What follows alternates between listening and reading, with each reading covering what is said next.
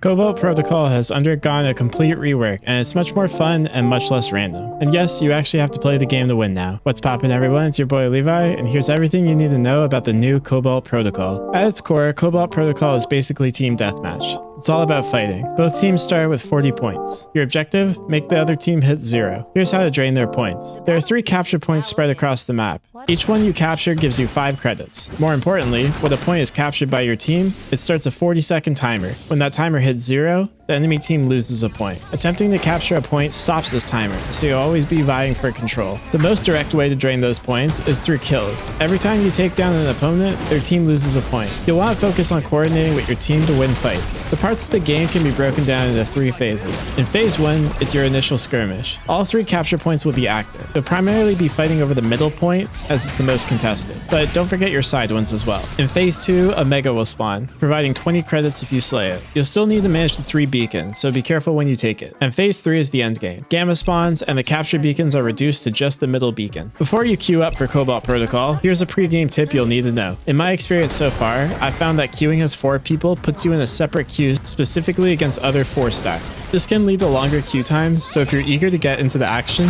I actually recommend splitting up your party into 2 pairs of 2. This will help you find games faster. Trust me. You'll either be playing against your friends, or you'll roll them as teammates. Both are very fun, and it spices up each lobby. Let's get on to the biggest change to Cobalt Protocol. You can now pick your own character. No more random roulette. You also need to pick a key augment here. Don't worry about the sub-augments, those aren't required. If you're not sure what to pick for your character, here are some general guidelines, but remember, every rule has an exception. Marksmans will typically go Adrenaline. Mages will opt for Red Sprite or Ghost Light. Fighters, if they have crowd control, will go Diamond Shard. If they have shields, will go Healing Factor. Tanks generally benefit from Healing Drone, and assassins tend to go for Ghost Light or Amp Drone. These are just general suggestions. For the most up-to-date guide for your specific character, you're going to want to head over to dac.gg/er. Click on the Characters tab and then select Cobalt for your chosen character. This resource will tell you everything you need: recommended skill order, tactical skill, optimal augments, the best infusions, and your items. And speaking of infusions and items, that brings us to our next topic: loading your kit. When loading into game, you'll be prompted to pick your items. If you're playing a character you main, you probably already know your go-to build, but if you're dabbling around with someone new, just click the thumbs up option. It's always the most recommended build, and it's fine as a default. The recommended items will also have labels to help you guide your decision making in case you don't want to do that, but for those of you who want to stray very far from the recommended, you can also click this tiny triangle to open up the full items catalog and pick from non-recommended items. After completing your item selection, you'll then need to pick an infusion. This doesn't pop up immediately, so remember to open up your items menu to select it. Don't be that guy who doesn't buy a phase 1 infusion. There are 3 tiers of infusions, which I'll refer to as gray,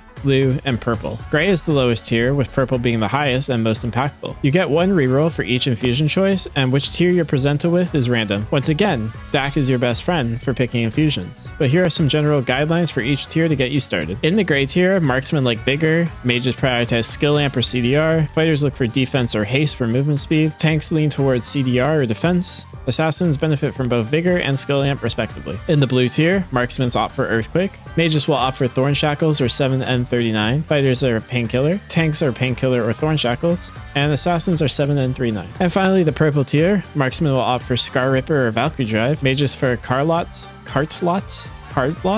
I don't know how to say it, and the Nightmare. Fighters will choose Overwhelming Strength and Plasma Nova. Tanks will typically go Gag Order or Noxious Aftermath, and assassins will take Melter or Gag Order. One very important note: there's a purple infusion called Rise from the Ashes. This makes you revive on the spot that you died. It sounds cool in theory, but it's often pretty bad for your team. If your team is getting stomped, using this can lead to you dying twice in quick succession, draining 2 points from your team instead of 1, making comebacks incredibly difficult. Only pick this if your team is clearly ahead and you want to press your advantage in a crucial fight. I also want to highlight 3 specific purple infusions: Rolling Thunder, Fissure, and Gravitational Field. These infusions replace your tactical spell, giving you powerful new ones. Rolling Thunder grants you super speed and a knockback when you run into enemies. Fissure creates a rift that slows enemies, and Gravitational Field pulls enemies towards you in a shockwave. They're all pretty good respectively. Once the game starts, your side of the map contains drones on either side of your base.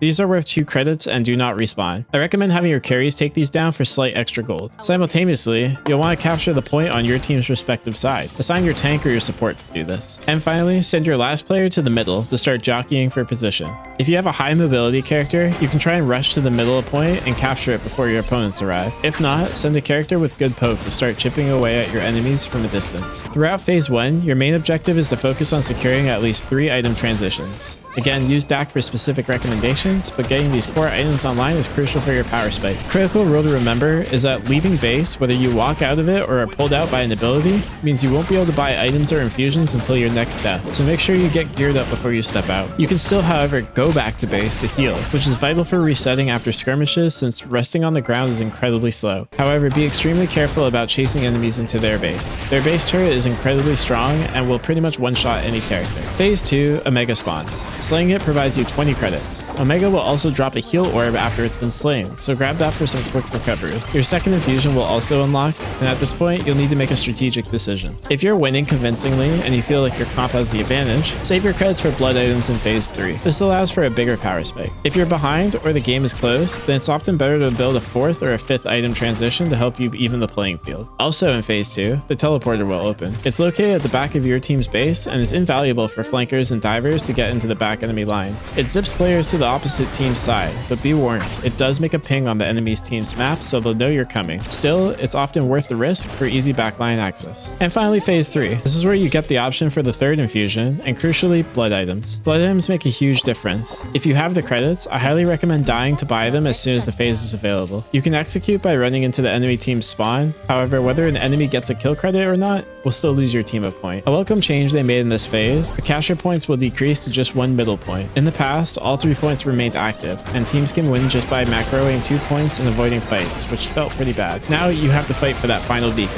The last thing you need to be aware of is Gamma. It has a ton of health, but it doesn't heal over time. Taking Gamma will subtract 5 points from the enemy team and give you 40 credits. Like Omega, Gamma will also drop a heal orb after it's been slain. Here are the best tips for taking Gamma. Have an ADC on your team. Their late game damage will help shred Gamma's health bar quickly. You can also chip away at its health every time you wipe the enemy team. Just be careful not to lower the health too much and risk the enemy team sneaking it away from you or grabbing it after a bad fight on your end. If you're efficiently managing your credits, it's not uncommon to get 3 to 4 blood items on a single character. I've even had a game where I've managed to get 5 bloods, but that game ran a little bit longer than normal. Overall, I generally really like the new Cobalt Protocol rework. It's transformed a sometimes frustrating random mode into a genuinely engaging and competitive team deathmatch experience. A couple of personal wishes though, I do wish it was still all random characters. As much as I love picking a specific archetype of a character, I tend to see the same picks over and over every game. A little more character diversity would make it more fun. I also wish you couldn't just end the game by taking Gamma. It feels pretty bad to be in a tight 9-9 game, the enemy team gets a wipe, and then they can just take Gamma for the instant win. Considering it gives 40 credits, it's not meant to be a game-ending mechanic, and I wish at the very least it would leave teams with 1 health point if it would otherwise end the game. That would force 1 final fight. But these are minor issues to an otherwise fantastic update. If you haven't jumped into the new Cobalt Protocol, you're definitely missing out. Get in there and secure those beacons. If you want to see the tips from this Cobalt Protocol guide in action with some more gameplay, click or tap the screen now, and you'll be taken to a game where I pulled out my patented crit Lenny.